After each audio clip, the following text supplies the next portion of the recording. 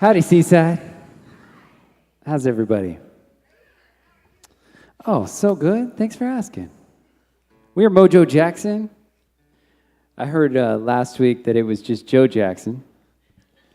Not shoeless, though. I was out of town, doing out-of-town stuff, but we're real glad to be here, as always.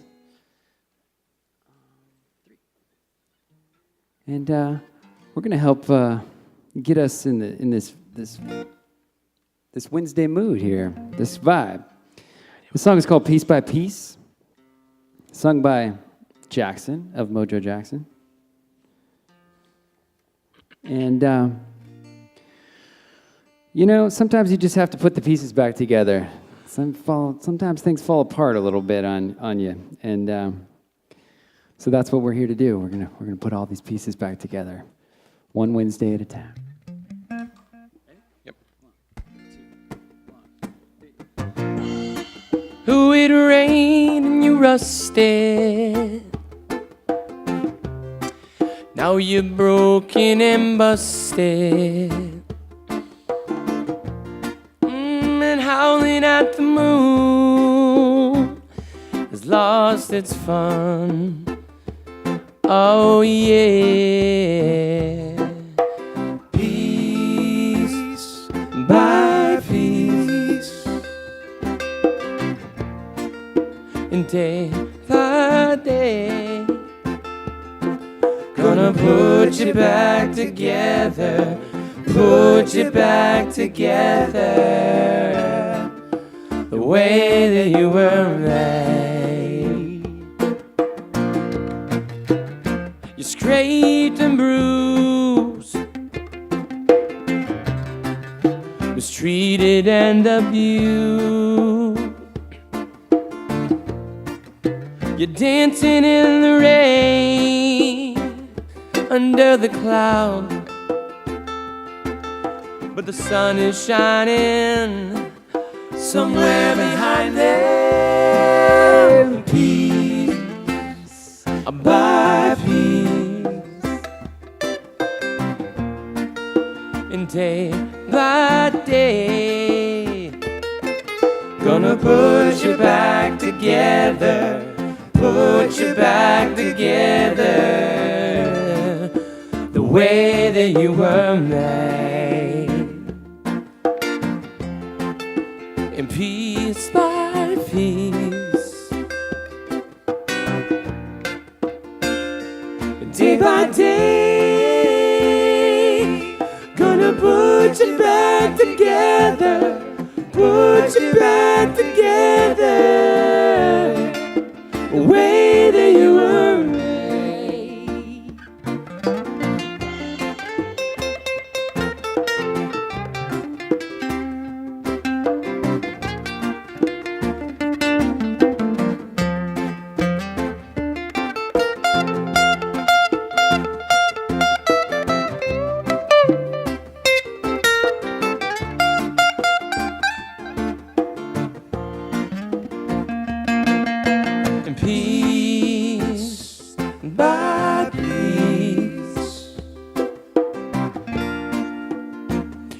And day by day, gonna put you back together, put you back together,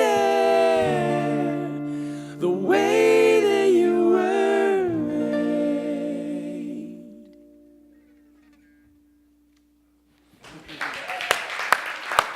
Mojo Jackson, ladies and gentlemen. How about that? So, good evening and welcome.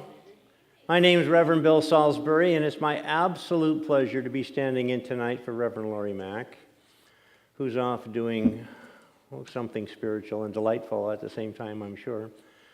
And on behalf of Reverend Laurie and on behalf of Dr. Christian Sorensen and the entire ministerial staff and practitioner corps of Seaside Center for Spiritual Living, welcome.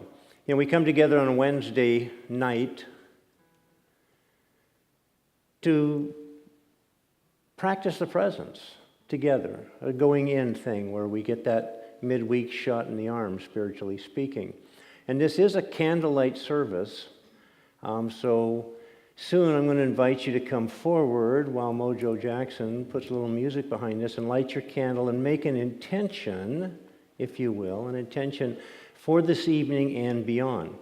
We have two fantastic practitioners tonight. Candace Schultz in the back holding the light, and Kay Samuelson, who will be opening the service for us. So they will be available after the service. Also, please take an opportunity to avail yourself of their prayer work, if you wish. So at this point, I'd like to invite you to come forward if you haven't already, or if you have and you want to do another one, light a candle, put an intention behind it. We'll begin.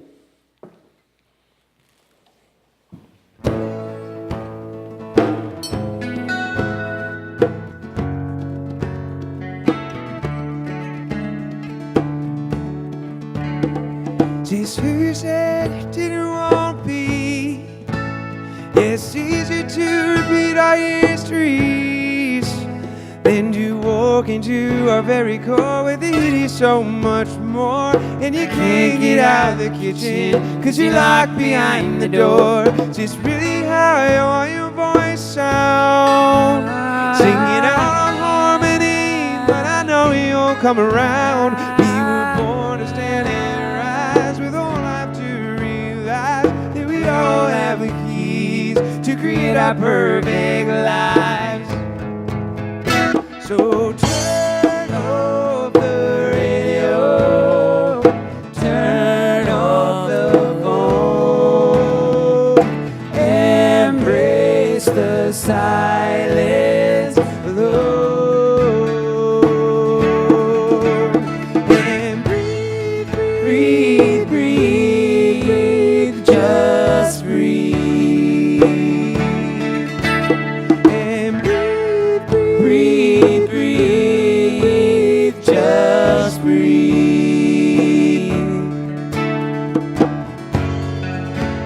Putting actions into words, it walks and fly like birds,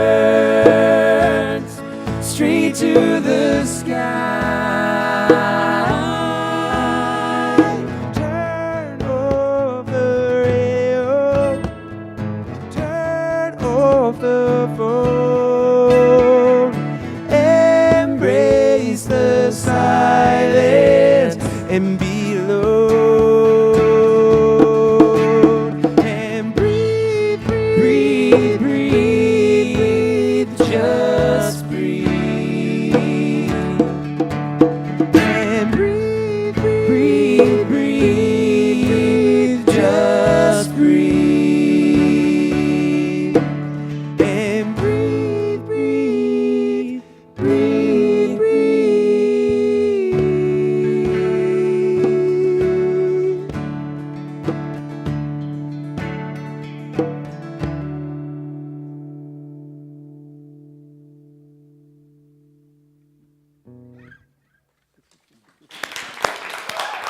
Thank you. TJ Moss, Jonathan Walsh, Jackson Price, Mojo Jackson. Thank you so much. So, We begin our Wednesday night services with meditation. And I just invite you at this point to maybe think about somebody that you love, somebody that brings warmth, that brings a smile, that brings that feeling of joy and beauty and peace to you. Bring that to mind and bring those feelings to mind with you. So as we take this meditation into the silence, as we practice this silent presence together, we do that in a basis of love and warmth and joy and beauty and friendship. Thank you.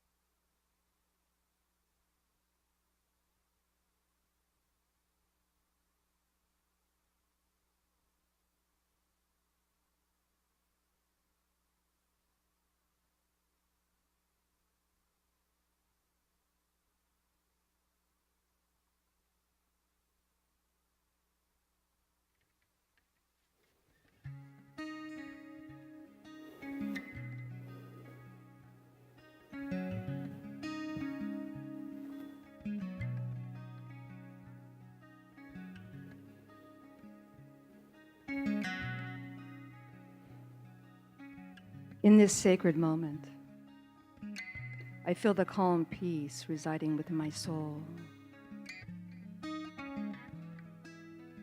I breathe joy into my life, for joy is the light that fills me up with its trust, its faith, and its love. The beloved Spirit is the invisible presence. It can be felt as the precious life force within each one of us. It is Spirit unfolding this evening in its magic.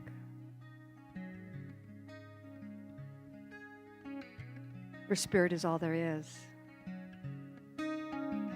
Spirit is the body, mind, and soul of each individual as we continue to come together in this sacred space, knowing that it is Spirit as the sacred heart of this seaside community, inspiring us with its guidance, with its wisdom, with its love. So feeling whole, perfect, and complete, and connected to Spirit. I know this evening unfolds in its own beauty and its own magnificence as we let go and let God just have its way. And I am deeply grateful with joyous expectancy. For I'm grateful for Reverend Bill, filling in with Reverend Loy Mack. What a joy it is to share this evening. And so I say, and so let it be, and so it is.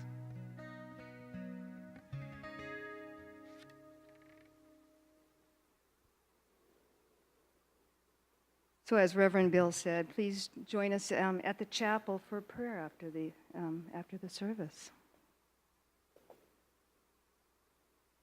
The reading is from the Joyous Abundance Journal, Dr. Christian and Petra Wilds. The title is Nice Shot. A young archer once approached a master teacher and expertly shot an arrow into the center of a bullseye a great distance off. Swiftly he followed another and split the first arrow in two. Beat that, the arrogant youngster boasted. Gesturing for the young archer to follow him, the wise one headed up the mountain to a cliff overlooking a deep valley that was spanned by the weathered gray log. With a great composure, the master walked to the center of the log, and in one smooth stroke, pulled an arrow from his quiver and let it fly straight into the trunk of a tree a great distance off. He casually backed off the log and turned to the youth. "Your turn," he said, without an ounce of ego. The young archer stared into the sprawling canyon below and stared to shake uncontrollably. No way was he going to be able to put a foot on that log, let alone take a shot at anything from the middle of it. "You have great control over your bow," the great teacher said, nodding to the student, "but little over the mind that lets loose of the arrow." There is a big difference between learning the principles of truth and applying them in a precarious life situation. Master teachers will help guide you into arenas where you must learn to calm your mind in order to call upon your learned skills. Quote, "Man stands in his own shadow and wonders why it's dark." Zen. Spiritual contemplation. What life situations look very difficult for you to cross? What skills do you have that you know work in calmer situations? Are you ready to calm your mind and step into the middle and take a shot? I find the calm within as I successfully cross the biggest chasms in my life. So let us welcome Reverend Bill.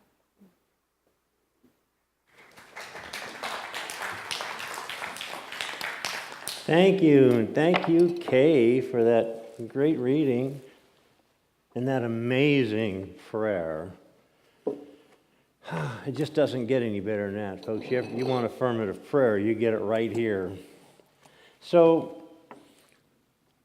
I have to confess, I've already heard that reading because I get it in my inbox every morning. So, if you don't know that, you can get these prayers from Dr. Christian and Dr. Petra in your mailbox, in your email every morning. Just go to the website here and sign up to get them.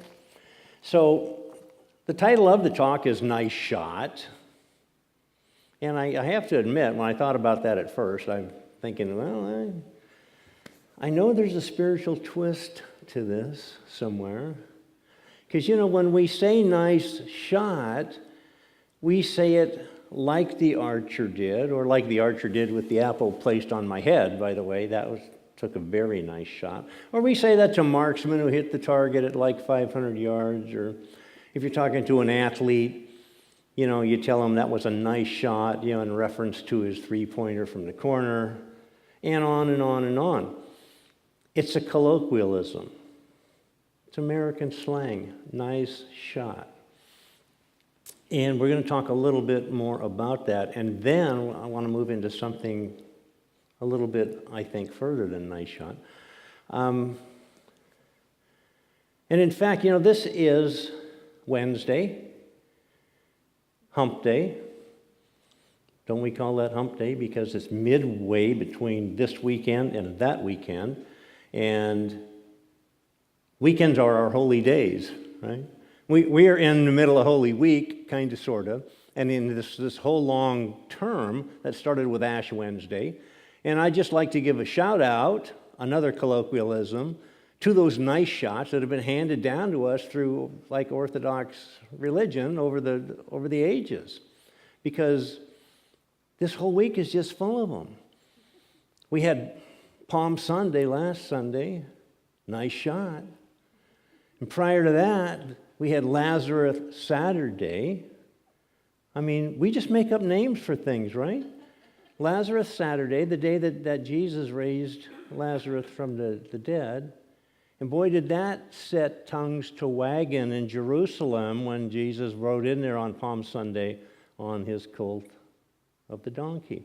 And he did that, by the way, because that was showing him coming in peace. And of course, the people, from all the magnificent deeds and 3 years' worth of ministry that Jesus had at that time, were touting him as the Messiah, as the king. So he was coming in peace. As opposed to back in that day, if you just came storming in on a horse, you were the warlord, and that's what you brought with you. So, boy, I digress. Where was I? Oh, yeah. So we got Palm Sunday. Then we got, do you know they have a name for Monday? Fig Monday. Fig Monday, because Jesus cursed the fig tree, so we had to give that a name. Nice shot. And I'm sure there's something for Tuesday, but for the life of me, I couldn't be able to tell you what it was. And then we got Wednesday, which is today, which in the Orthodox liturgy we call Judas Thursday, because that was the day that Judas went to the high priest and said, I will identify and point out and blah, blah, blah. And then we got Good Friday, and we got Holy Saturday, and we got Easter Sunday. And I'm sure you'll hear a lot more about that because we're not quite done with this week yet. And I just want to say to all of them, nice shot for all those names. But I think that we can take it a little bit beyond that. Because I think that rather than just sitting in the colloquialism, we can understand that we could take a quantum leap, if you will, from the nice shots that we are offered and offer in return in religion or spirituality, because we have a tendency to say that we're involved in spirituality here, not religion.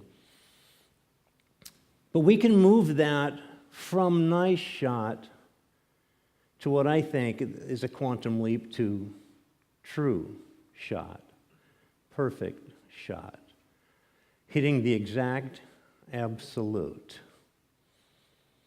I tout myself as Reverend Bill S-O-M-E, S-O-M-E, Science of Mind Evangelist. Because I think, an evangelist in the finest sense of the word, obviously, I'm referring to me,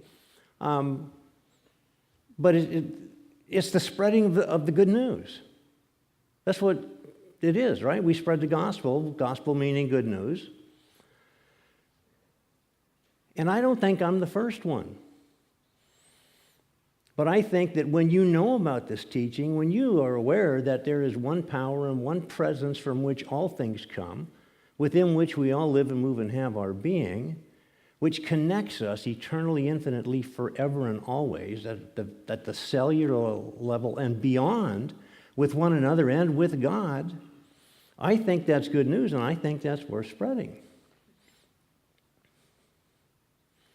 And I don't think I'm the first one, and I don't think that Dr. Ernest Holmes, the founder of Science of Mind, I don't think he was the first one either. And I think we can travel back through the New Thought history, and we can talk about, everybody we talk about, Phineas Quimby and Emma Curtis Hopkins and Ralph Waldo Emerson and Emanuel Swedenborg, and we can just go back and back and back. And we're not going to find the first Science of Mind evangelist in our current ranks. Because I think the first Science of Mind evangelist was Jesus of Nazareth. And if we stop and think about the tenets of Science of Mind, if we stop and think about the principles of our teaching, if we read down the list of the what we believe in Science of Mind, we're going to find there's a direct one-on-one correlation between what we say, do, live, think, practice today, and with what Jesus did 2,000 years ago. And prior to that, there were lots of prophets, but I'm not sure any of them brought to the game what he did. But just think about it. What do we say? Thoughts are things. What did he say? You create your own heaven right here on earth. As above, so below. I and the Father are one. And Jesus wasn't talking about the Father in terms of the old guy with the beard wearing the robe sitting off there somewhere. That was just an expression that he used, and we say today, rather than Father, we say Spirit, life, consciousness, God. And true, some of us do say Father, some of us say Father, Mother, some of us say Mother, some of us, we all describe it a little bit differently, but we're all talking about the same thing. And that's when this began, this teaching.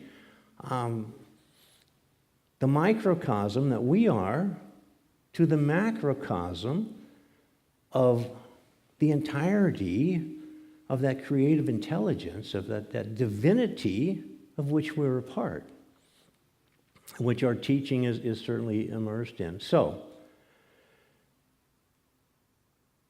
we're off on the subject of Jesus and him being the first Science of Mind evangelist. Let's think about what he said. Let's think about what he did. Because we all have our own spiritual journey. We all have our spiritual path that we are on. And he was no exception. His spiritual path is just out there in a bigger way for all of us to see, even after all these years, and something to refer back to.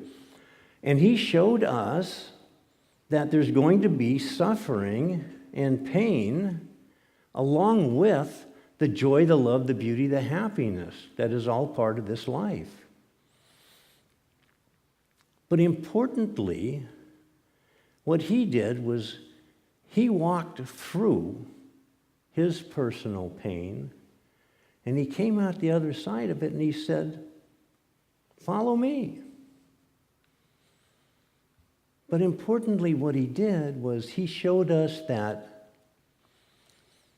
on the other side of pain and suffering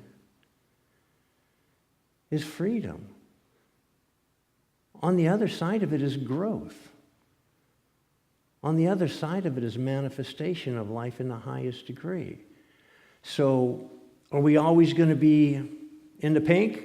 Are we always going to be just enjoying things? You know, My wife, Beverly, right there, has a friend who sent her a postcard, and it says on it, "What I want is a blessing that's not in disguise." Anybody want that?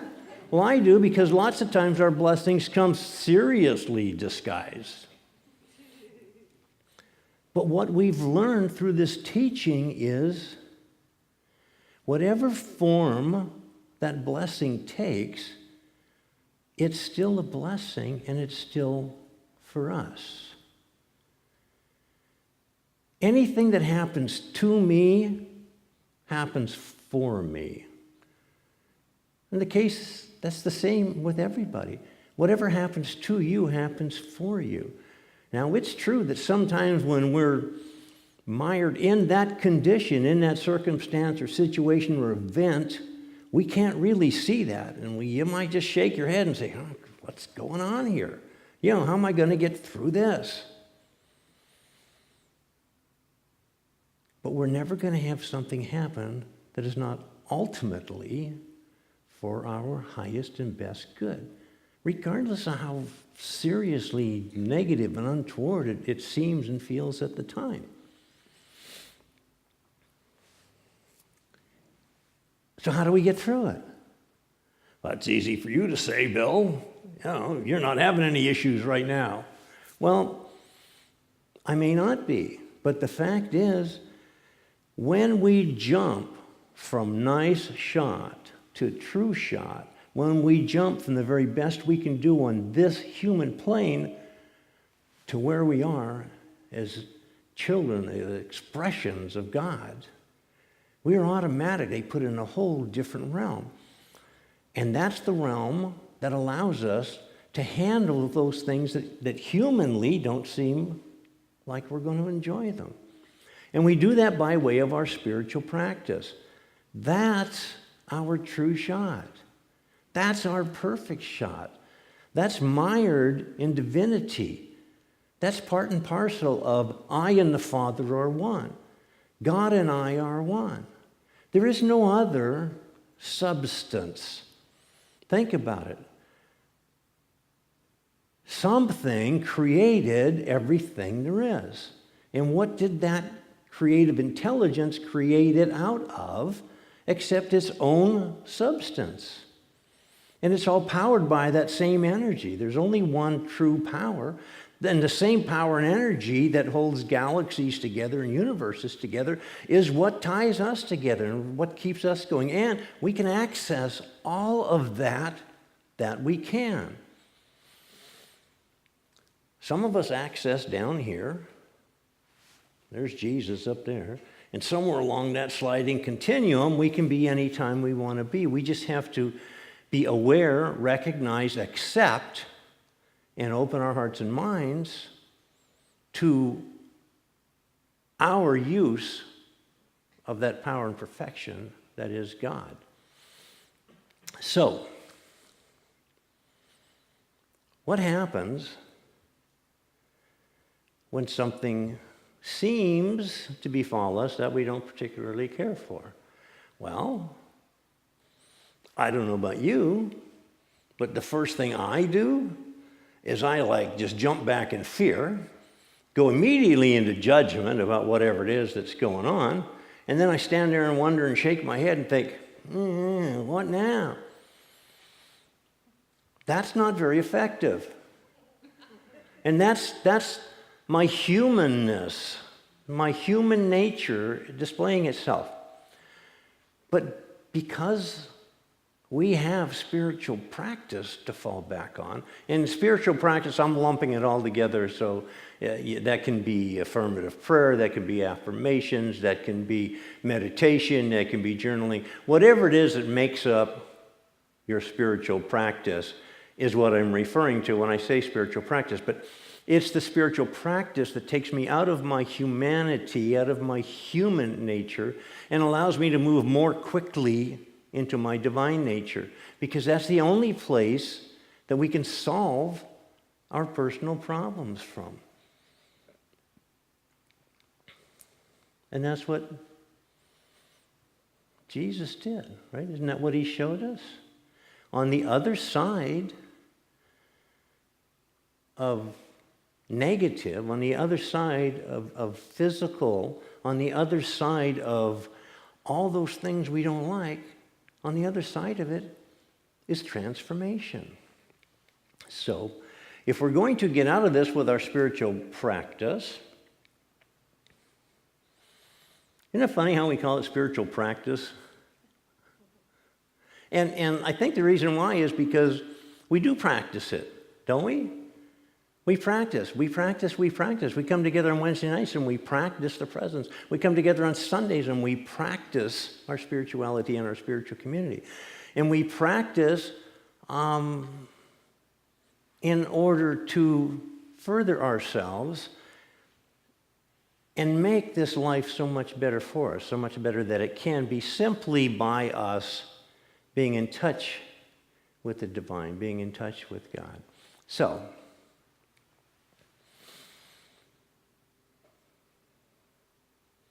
there's only one power and presence. It's ours to access. We can take and use as much of it as we allow ourselves to have. And it's always available. And we move from nice shot to true shot every time we do that.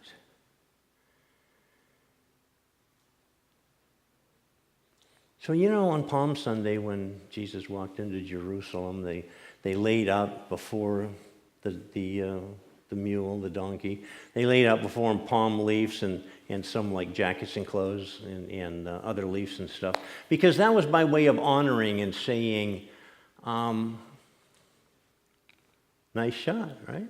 Because we're honoring an accomplishment at that point. Now, we don't do that so much in the same way these days, but still, don't we honor each other and don't we honor ourselves when we stay true to the teaching and to stay true to our spiritual practice? Because really, that's what it's all about. Now, can we change? I mean, if we're not in that flow, speaking of that, we're conditioned, we're raised to think that life is linear, are we not? It begins at birth, it ends at death.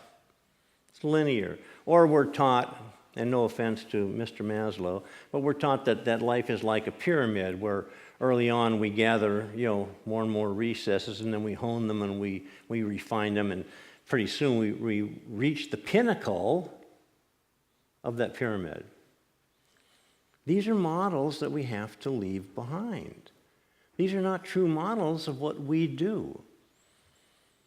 Because life is not linear, life is not a pyramid. Life is, if it's going to have a geometric shape, it's going to be a circle. A circle where we breathe in, we intake, we accept life in all its grandeur. Where life, capital L, as in God's Spirit, we accept it into us and we breathe it back out with as much spirituality as we can put into it at the moment. And then we do it again. Then we do it again. And we call this being in the flow, right? It goes on seamlessly, continuously, eternally. And it goes on eternally because, as Jesus, the master teacher, showed us, death is not the end of it. So now, we only get to die once, right? Would you agree with that? Pretty much. And the other 99.9999999% of things that happen to us in this life, even if they're negative, aren't going to cause us physical death. But they're important to us because they make us know that in the same manner that Jesus died and resurrected or was reborn to something else, for every untoward circumstance, and every good one too, but I'm concentrating right in this minute on the untoward circumstances, we are dying to something, but we are being born again anew into something else. Okay, that's just the cycle of life. Die to this, have a new beginning here, a new beginning of a new spiritual journey, a new spiritual path. And spiritual practice is kind of like autocorrect, isn't it? It's kind of like a little device that comes and locks onto your steering wheel as you're driving down the road and you maybe veer off your spiritual path. Or in some of our cases, we go, skidding off. But that's what our spiritual practice is like. So when we die to one thing and we're reborn in another, our spiritual practice, our pure, true, perfect shot, allows us to take the gravestones of those things we die to and turn them into stepping stones for us on our spiritual awareness journey. And when we know that somehow, some way, it doesn't matter what happens, we're going to be fine. Because we're coming out on the other end of this as a bigger and better expression of who we are and who we are becoming. That's the way of spirit. And the way we tap into that is exactly by way of our spiritual practice. And that's the way we change. When something happens to us that really, truly is not what we want to have.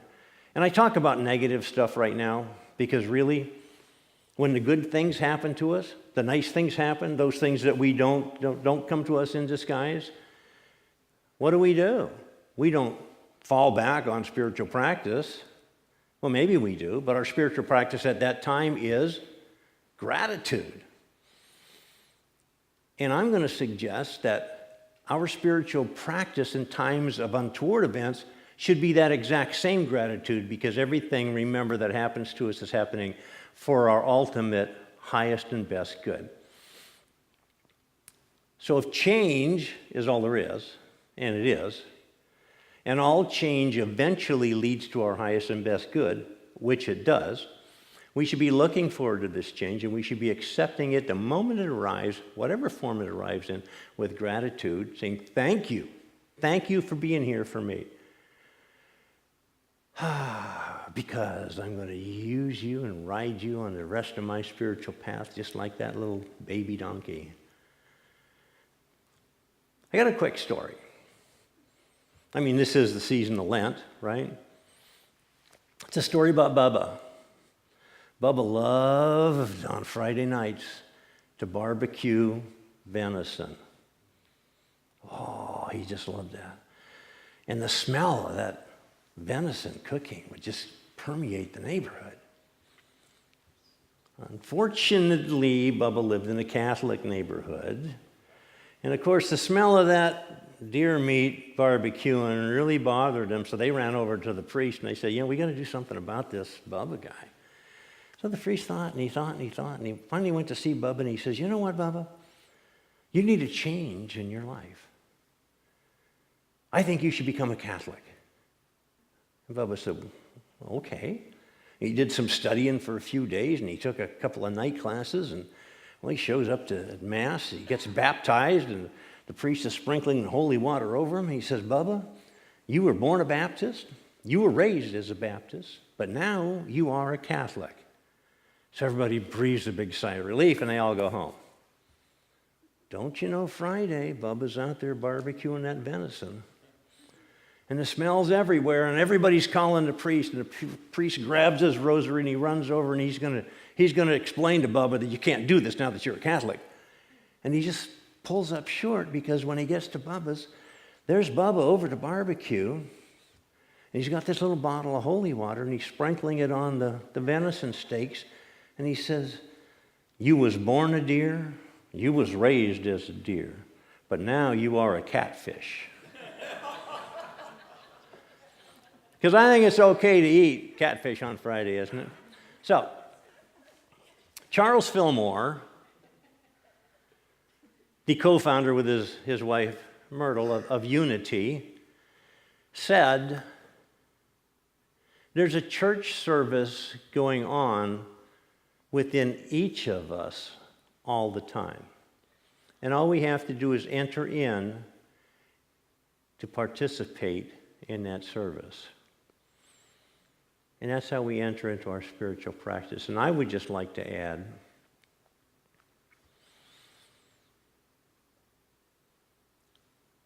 at any time that we have something in our life that we're just a little bit uncertain about, or even real uncertain about, and we want to know that we can handle this and that it is for our highest and best good, we just simply go within and know that God is all there is. We are part and parcel of God. And all is going to end well. So I just encourage you as you go forth from here to revisit the idea of taking a nice shot and turning it into a pure or a perfect shot by living that life spiritually. Thank you.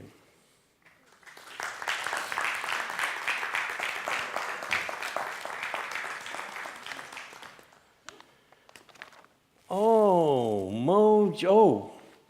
Why don't you come put a little music behind this? Let's just take a minute and just go within. You know, we're religious scientists. We just love to pray. We know that scientifically we can put ourselves in that flow, in that circular flow, and we can know that God is all there is, that the one power and presence that enfolds and permeates all things is true to us, and we are true to it. Even in those occasions when we're not so sure of that trueness, it is there, it can never be escaped. This consciousness that grounds all being is the exact consciousness that runs through our blood veins. It is in our very spiritual DNA. It's in our body at the cellular level. And knowing this is the case, and knowing that each of us is truly connected with that divine power and truly connected with one another, that we have eternity forever, infinitely at our disposal. And knowing that the love and the joy and the beauty that come from this feeling is ours. It's free to us. And as we allow it to come through our bodies, fill our hearts and go back out into the world, knowing that the very breath, the very life, the very love and joy that we are breathing in right this minute was not very many hours ago breathed in by somebody on the other side of the world. Because we are one. We are joined together. We are different aspects of ourselves, and we are each different aspects and expressions of the one God. Knowing this is the case, it's just with grateful heart that I say thank you. Thank you, God. Thank you for this knowingness. Thank you for this oneness. Thank you for this unity. Thank you for each and every person I'm going to ever meet, because each of them brings something to me without which I would be incomplete. And an incomplete me or an incomplete you or an incomplete anybody would make an incomplete universe. And of course, that's not possible. Because this universe is whole, perfect, and complete as each of us is, as full expressions of God, as manifestations of that one love. We are whole, perfect, and complete. And we are necessary one to the other. We are joined together forever. I just release this word into the law, knowing that as I do, it is so. And together we say, and so it is. Mojo.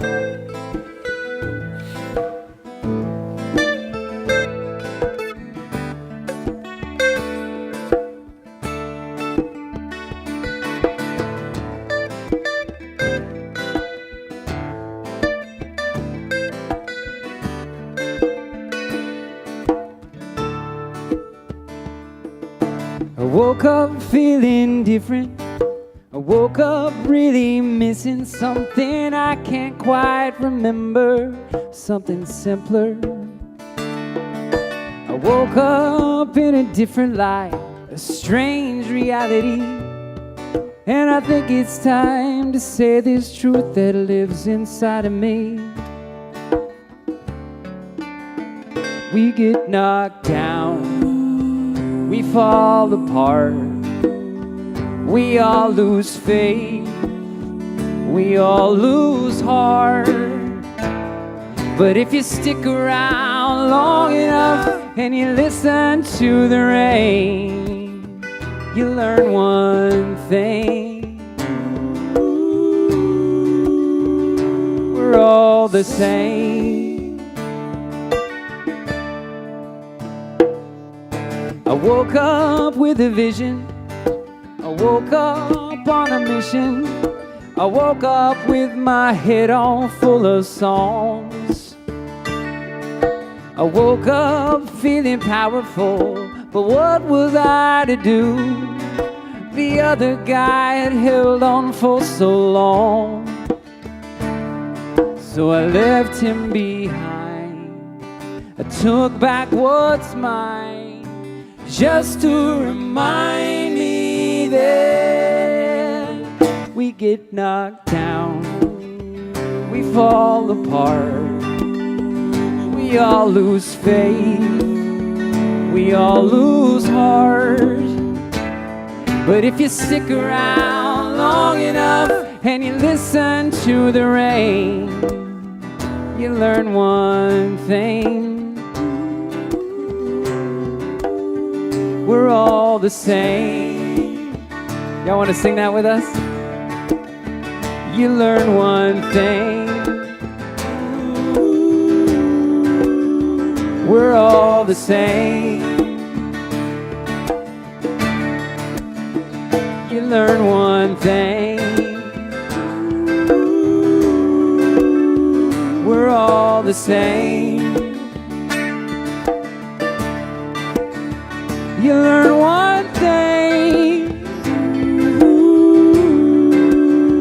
we're all the same. You learn one thing: we're all the same. I woke up feeling different. I woke up really missing something I can't quite remember, something simpler.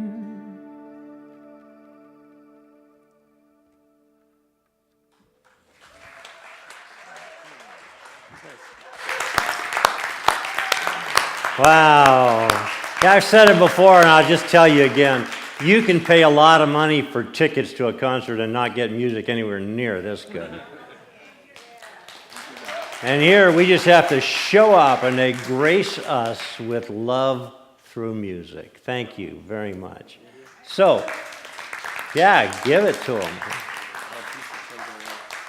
So this is that time of our service when we realize and recognize that we are all in the flow of life, and that flow is a give and receive, and as we give, so too do we receive. This is an abundant universe, and that abundance and prosperity is available to us, and it's like everything else. We cannot block it. We have to allow to let it flow. And this is our opportunity to let some of that financial energy flow through the Seaside Center for Spiritual Living. If the ushers come forward. Oh, yes.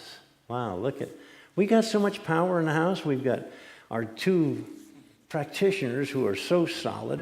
Oh, and another one in a ministerial school, Rebecca and Karen. Wow.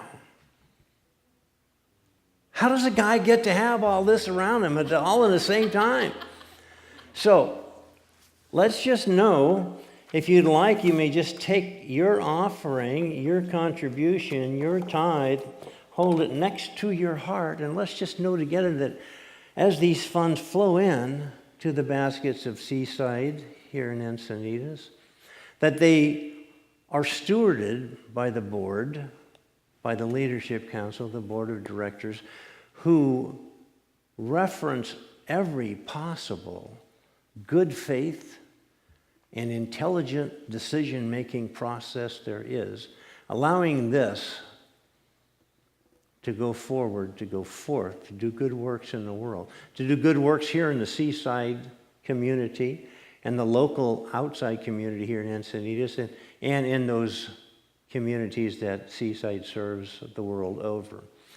So on behalf of everybody here at Seaside, I'd just like to thank you for your financial gift to this endeavor, knowing that it truly, truly, truly does make a difference in our lives and in all the lives that we touch, which are many. So may I thank you very much.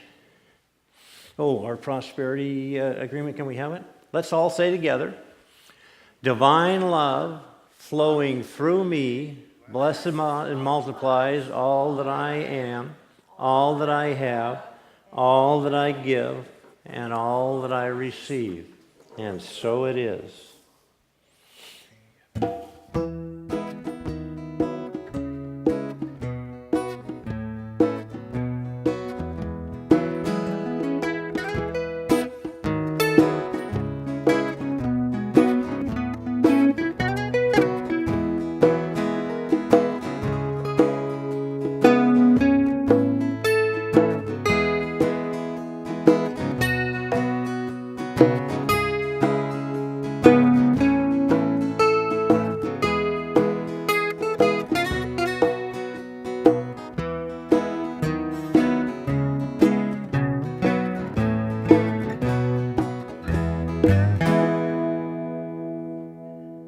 All right. So this is the time of the service when Reverend Laurie generally does the Circle of Love prayer. So I just asked if you raise your hand, if you have anybody you would like to bring within this circle of love, anybody that you feel a need or a want or desire to issue a prayer for, raise your hand, speak their name. Yes. Ari, Hope, and Gordon. Kim. Carol and Cindy. Gabe. Patty.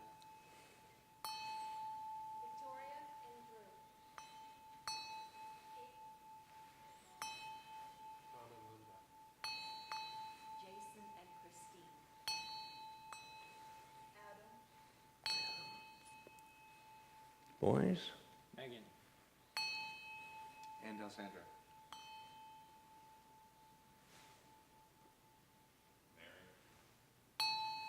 Josh and Andy.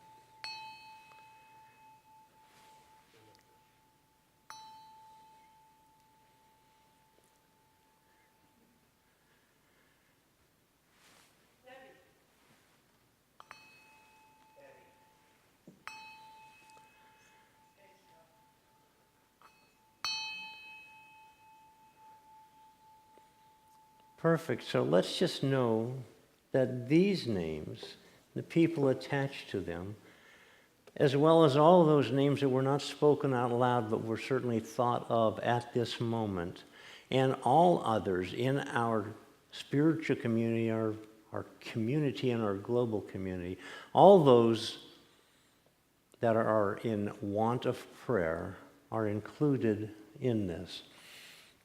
And just know that the circle of life is complete. The circle of love is complete.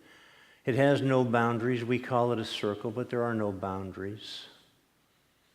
There are no points of demarcation. We are all included within this circle. We are all one in this circle.